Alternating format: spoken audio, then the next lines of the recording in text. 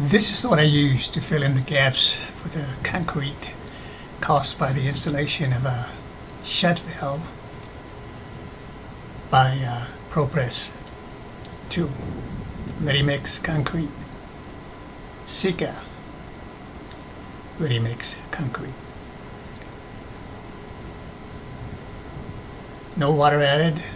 Just open the can and there's one gap right there where they put this fitting in with the press tool. Couldn't get it around the pipe unless they chipped away at the brick, so that's what they did. So this is one area that I'm trying to fill in.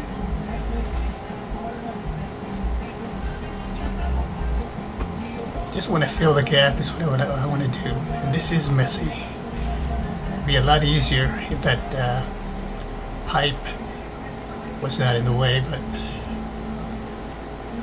this is not my specialty, but I'll do the best I can here. I just spent a lot of cleaning afterwards and sanding.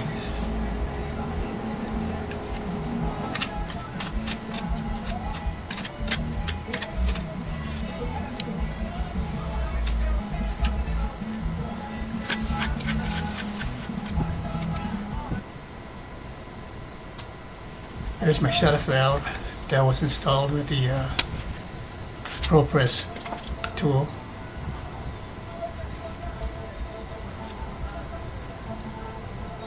And this is messy.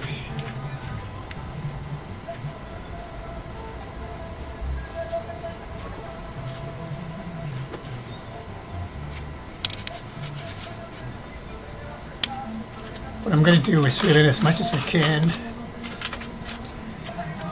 and then come back the next day, clean up some more, and sand away some of the concrete. And then I'll probably come back another day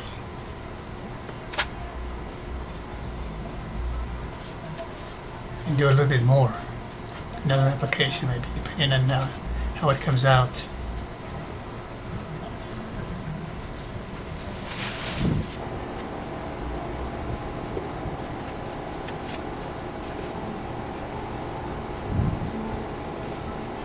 See, a lot of this is going to be sanded.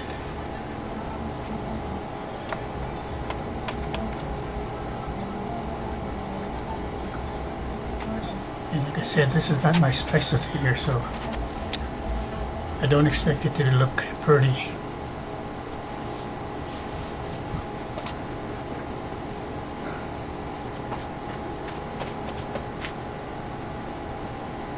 So I did some more cleaning here. And then I quit until the next day. And this is the next day. I cleaned the pipe almost like I was going to do some soldering, but light sandpaper, and then sanded the areas that I had placed the concrete in there. See, there's some debris there that came off. I expected that. And I just come back, like I said, later on. I think the pipe looks okay.